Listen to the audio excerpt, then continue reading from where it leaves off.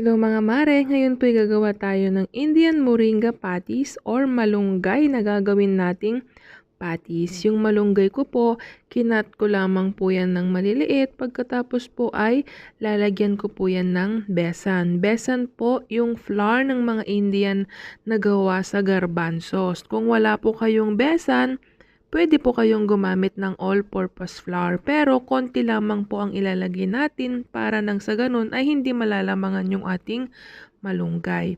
Lalagyan ko din po yan ng curry leaves powder. Kung wala po kayong curry leaves powder, pwede po kayong maglagay ng curry leaves fresh na dahon. Kung ayaw nyong maglagay ng curry leaves, pwede din po kayong maglagay ng onion lang, green onion, pag all-purpose flour ang gagamitin nyo. Nilagyan ko din po yan ng konting asin kasi nga po, yung ating besan ay meron na po yung lasa at konting pepper lang para hindi maging maanghang. At syempre, hindi mawawala ang yellow powder or turmeric powder. Kung wala po kayong ganyan, okay lang din po yan. Optional lang din po yan. Lalagyan po din po yan ng roasted cumin or yung jeera powder.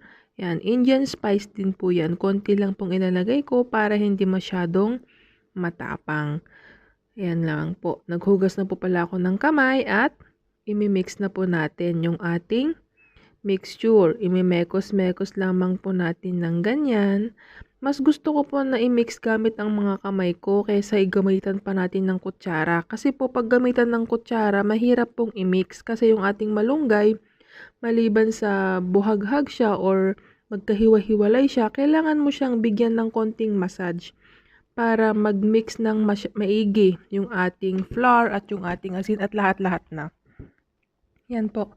Okay na po yan. Kaya umpisahan na po nating bilugin ang ating patty. Ganyan lamang po siya. Kayo pong bahala kung anong gusto nyo, gaano kalaki at kung gaano kataba ang inyong patty.